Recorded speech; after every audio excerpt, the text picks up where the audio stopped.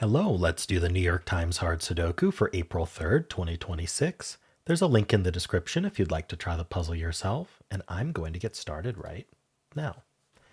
Alrighty. So in the first box here, we're going to go in numerical order, and we're going to look for buddies. We're going to look for them in the band. This is a band, and we're going to look for them in the stack. That's mainly what I look for in this first pass, but I do combine a few other things, and I'll mention them as I see them. So we start with the 1, and all we're doing, and this is something you can scan very quickly, is we're just looking for another 1 over here or another 1 down here. That's all we're looking for. So 1, we don't see anything. And then there's a few other things you can look for at the same time. So even though there isn't another 1 to buddy up with, you might still be able to see it kind of getting wedged in by other givens. I call this geometry, just generally when you're looking at the shape of things rather than the exact numbers. So like this one looks down kind of through here. Having only 1 given in the box is probably not going to be super helpful, but I am noticing that this 1 kind of passes by this 4 and 6. So it's as if we had kind of had a virtual 1 up here, right? Because there can't be a 1 in any of these 3 cells, which is the effect a 1 over here would do. And so this 1 looks down, and we can kind of think about as having, that means that because this 1 eliminates from here, it means it's as if we have a 1 up here, and then we also have a 1 down here. I call this a crossing. That's a term I invented that no one else uses, but it's helpful for teaching and describing the kind of pattern we're looking for. And so what this does is it does limit the 1 to 2 places in this box. And so the 1 ends up in one of these 2. And I'm going to use corner marks to represent that within this box, the 1 is limited to these 2 cells. And what that's doing now is that's saying, hey, since 1 is here or here because of the box, that's going to affect the rest of the row. We call that pointing. They point down the row, and they're going to eliminate 1 from being outside of this box in this row. So these can't be 1, importantly. We still have this 1 looking into the box, and so 1 ends up in one of these 2 places. All right. So that's the kind of thing we're looking for. We have this 2. It does have a buddy over here in the band. This 2 looks up. It puts a 2 in one of these 2. Vertically, I'm not seeing like a good opportunity here, right? It kind of collides with these 2 givens. There's only one other given that could be helpful. It's not going to be super helpful. If there is more to it, we might find that later. But in this initial pass, this is kind of the thing we're looking for, is kind of the easy stuff. There's no 4 horizontally.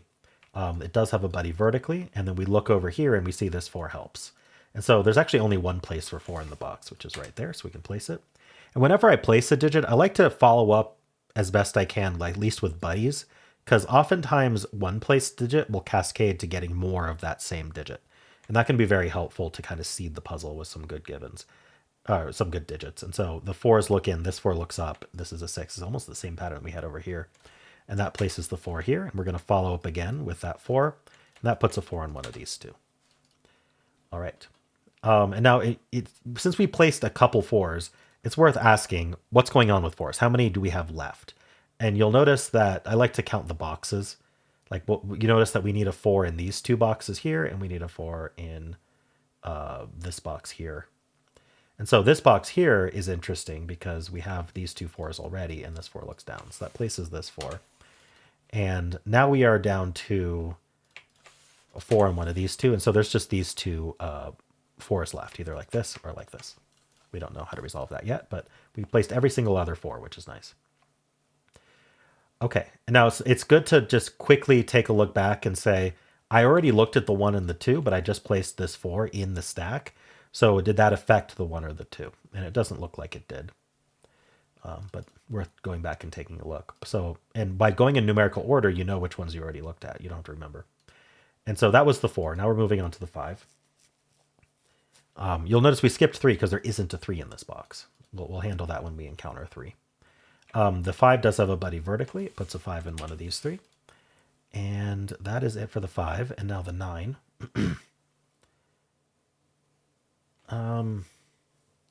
So there's no buddies for the 9. I'm looking to see, and it doesn't really look good positionally, except here. But there aren't any 9s to help over here, so we aren't really getting that. We do have these 2 9s looking in, though. So just looking globally at the 9s, we do end up with a 9 in one of these 2, which we'll mark. All right. So far, we have only done corner marks, but Sudoku Pad, link in the description, it's free, has the dual marking capability, which I take big advantage of, which is why I use Sudoku Pad mostly.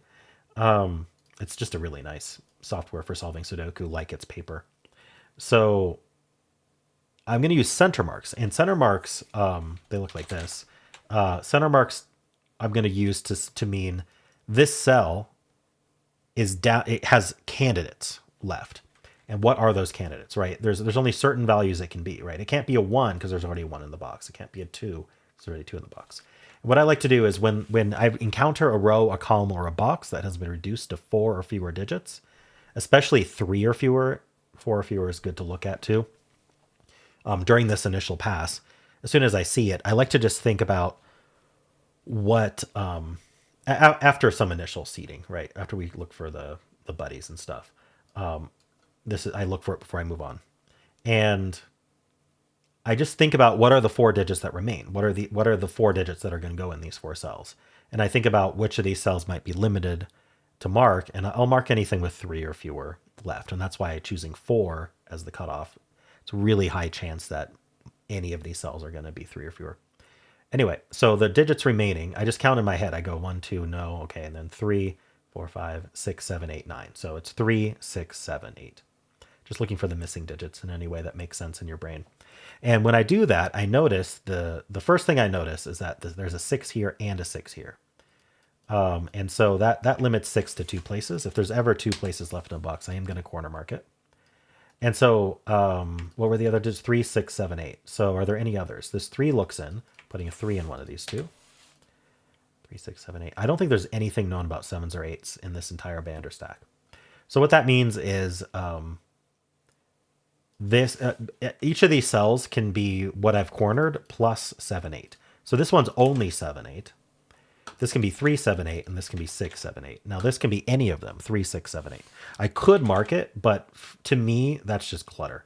There's no reason to have this marked right now because I'm not looking for any techniques that would involve a cell with 4 options. We can always come back to it later when we restrict the box further or other things. And so this seeds the grid with important information without seeding it with extra information you're not going to need. And so here I've got these marked. We look to see if there's any big effect on that. Doesn't seem like it. And now we're basically done with this box. I don't think there's more to do with this box. So we're going to move on to the next box. It just has a 6. I technically don't have to look backwards. I often will because I'm human and I know that I miss things. You really just have to look forwards towards this box and you have to look down. So if you're trying to just get through this initial scan quickly, which probably is a good idea, that's the way that you would approach that. So I'm not seeing this 6 being helpful against this box. And vertically, I am seeing that this 6 looks down and this 6 looks in. And we had enough givens in the box to make that helpful. There's a 6 in one of these two. All right. And in this box, unfortunately, there's I guess it's in one of these two, so that's good. But the unfortunate thing is that these givens share a cell that they eliminate from, so they're not as effective as they could be. But these extra givens are very helpful. Okay. And that's really all we can do with this 6. I'm not going to bother looking at the cells in this box because there's so few givens in it. There's a lot of options for them.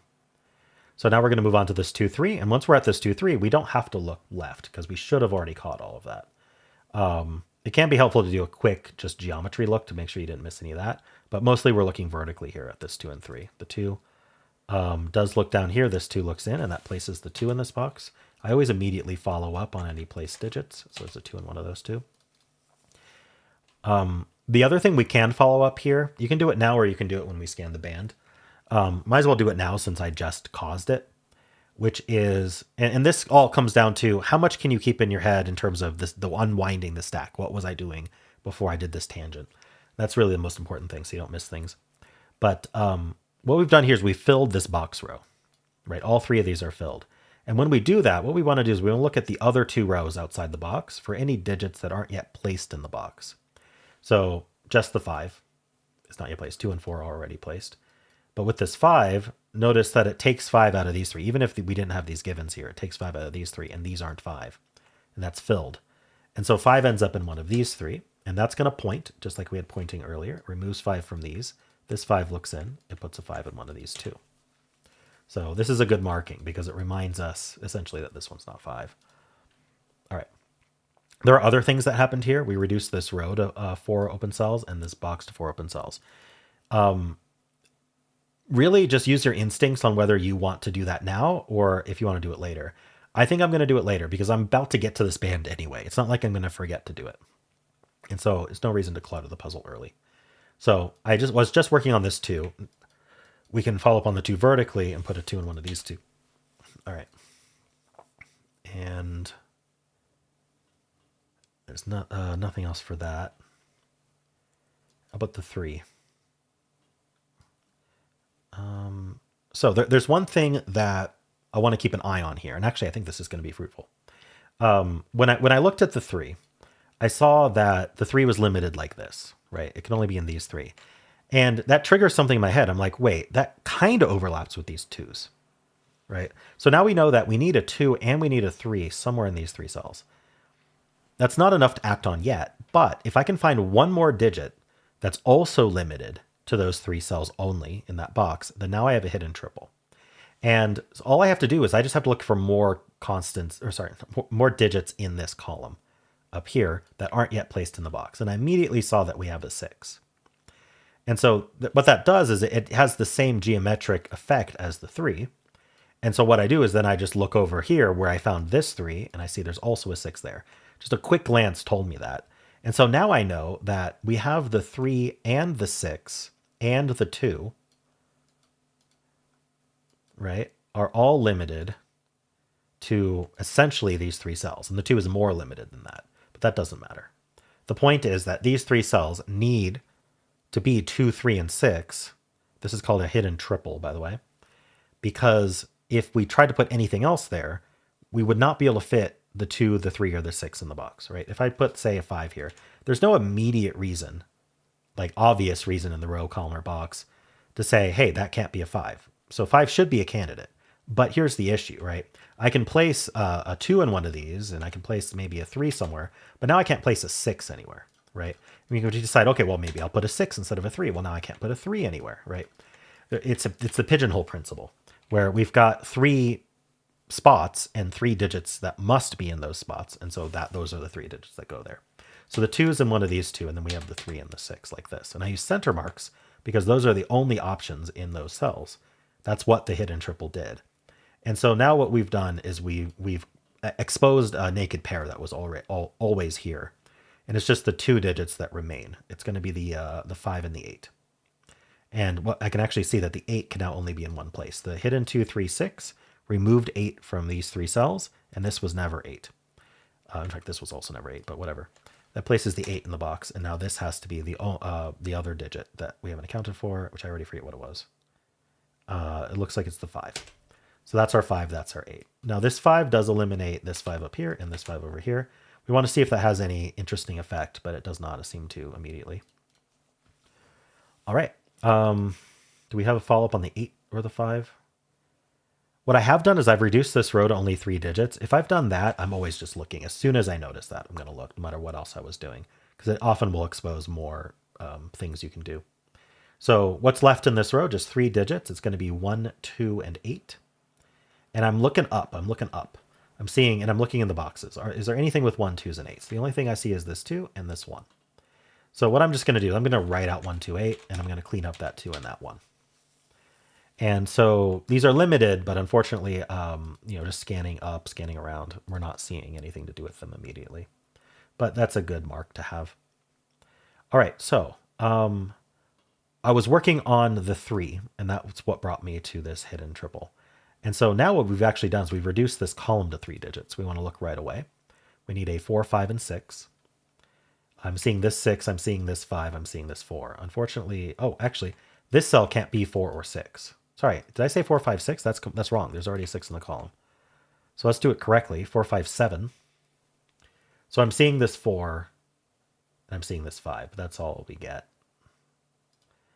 So I'm just going to mark 4, 5, 7 here. We remove the 5, we remove the 4 that we talked about. All right, nothing new there. At this point, I may as well just look at this box. I already know these aren't 5.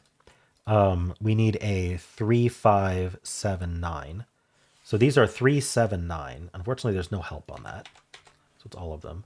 This can't be 7, though. So this is 3, 5, 9. All right. Cool. So I think that does it for this 3. So we're technically have only finished 3 boxes in our initial scan, but notice how with follow-ups, we've actually gotten a lot done around in this area. Okay, so now I did take one final look at the band just as like a little sanity check. Did I actually find everything? Are there any rows maybe that have action items, like maybe penciling stuff? In this case, no. So I'm going to move on to the next band. Specifically, I'm going to move on to this box. Now we have a 4 and a 5. The 4s, we basically, if you remember, we're just down to these 4s. So we don't have to worry too much about buddies there. The 5 we already have marked here. There's nothing vertical to do with 5s we haven't already found. The last thing to look for, just as a double check, is are there any crossings on this 4-5? Because they share the same column. So what we want to do is we want to look at this row that would pass through it for any digits that aren't placed in the box yet. It's just the 2 and the 4. The 2s are already corner marked. The 4 is already placed. So nothing to do there. And I don't think there's anything else to do in this box in general. So we're going to move on. We have 2, 4, and 7. So we're going to look for buddies. We found these 2s already. Again, we can ignore 4s. The 7 joins the one below it, looking up, putting a 7 in one of these 2. All right. And this is a formation. Basically, I have 3 givens that are all ignoring a row. So what I want to do is I want to ask, where do they go in that row? Sometimes the answer is they're already all in the row, or most of them are in the row. And sometimes the answer is really interesting, but you can't know the answer until you ask. And so, unfortunately, the 4 is like not going to be super useful because we already basically know about the 4s. So it's really down to the 2 and the 7. And basically what we discover is that we need 2 and 7 somewhere in these 3 cells. So you'll notice if I had a third digit, it would be just like this 2, 3, 6 down here. If I had a third digit limited to these 3 cells, I'd have a hidden triple. Unfortunately, I don't think I can do anything about this, the 2 and the 7. Because this can be 7, but these can both be 2 or 7. So there's some freedom there for them to move around. Okay. The last thing I'm going to look for is there stuff looking through here? Maybe through here, I guess for a crossing. That might be helpful. So the 5 and the 6 are looking through. We already have them marked. The 3 and the 9 look through here. And unfortunately, we don't know anything about 3s or 9s in this band, so they don't get help. So I think we can move on from this box. This box, since it's already all marked up, we can basically assume we already handled it, but we should go through each digit anyway. Yeah, like we didn't do the scans against this box. So we have the 2 1s. Puts a 1 in one of these 2. The 2, 4, 6, and 8. All right, the 2 8s look up. Putting an 8 somewhere over here.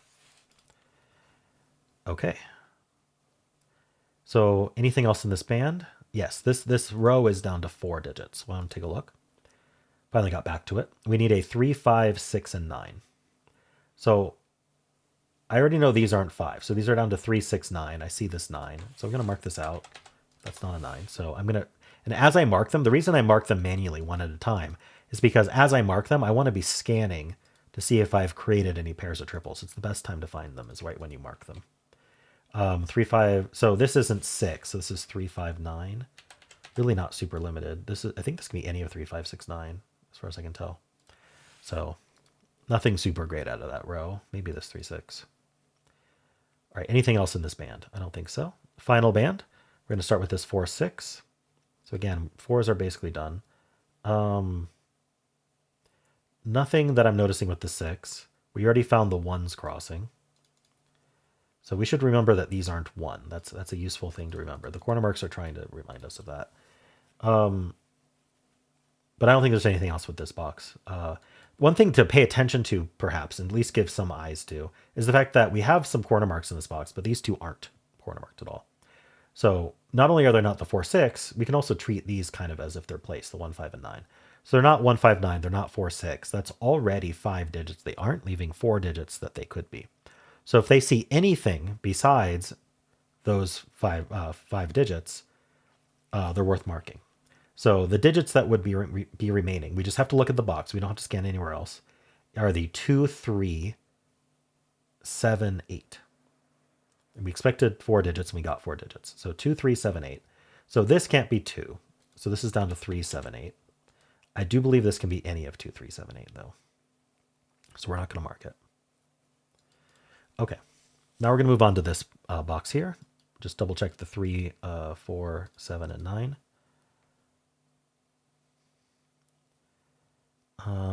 We do have the 7s. It's a 7 somewhere down here. Oops, 7, not 9. 3, 4, 7, 9. We got the 9s already. And then this cell is also not corner marked. So it's not 1 or 2. The 2 looks down. And that's where that would prompt me to, that prompts me to check the 2 here and see, okay, where's 2 in this box? And we see that it almost overlaps with the 6. It can escape up here. So we look for a third digit. I don't think there is one. But this is definitely limited because it's not 1, it's not 2, 3, 4. It could be 5. Can't be 6, 7. It could be 8. Oh, actually, it can't be 8. Oh, there's an 8 in the row. So this is a naked 5. This is why we look. We know they're going to be limited. And it was limited to 3 digits baseline because it wasn't the 4 givens and it wasn't the 2 corner marks. That's 6 digits. It saw the 2 and the 8, which are new to the box or not yet placed in the box. And so if it's not 2 and 8, it must be the 5. And that removes this 5. And when we remove this 5 corner mark, what we want to do is check the box for how many 5 corner marks are remaining. There's only 1 of them. So this is the only place for 5 in the box now. And now that removed a 6 corner mark. And so this is the only place for 6 in the box. That 6 looks down, placing this 6. And that's going to resolve this 3, which will then give us this 2 and this 6. This is 3, 2, and 6. Just naked singles there. These can't be 3. That's a 7, 9 pair. So I know in my head that removes 7 and 9 from these 2. So if this isn't 7, it's a 5, and now this has to be the 3. That 5 looks up, and now I notice that this makes a 4, 7 pair, which is going to affect the rest of the box. But I'm then also noticing that these columns are just limited, and that will tell us what's left. So I'm just going to mark those. We need a 1 and 6 here. And then over here, we know the 8's involved. We can remember that. We need the, I like to think about it before I mark, just to have context of what I'm marking. It helps me. I need 5, 8, and 9. So I see the 5 and the 9 over here, but that's all we're going to get. What you want to do is you want to have expectations when you mark and make sure that marking met those expectations. If it didn't, then that means either there was some human error in either the initial scan or the marking, or there's something interesting to follow up on. So that's why we set our expectations, then mark, then check our expectations. All right. I don't think there's anything to follow up with here immediately because I'm seeing that we also had stuff affected in the band by filling this box. So importantly, if we removed this 5 we placed, removed this 5 corner mark, and now there is only 1 5 corner mark left, which is right here. And so that's placed. And then that made this a 7, 8. As soon as I did that, I scanned up, I looked up, and I saw it made a 7, 8 pair in the column.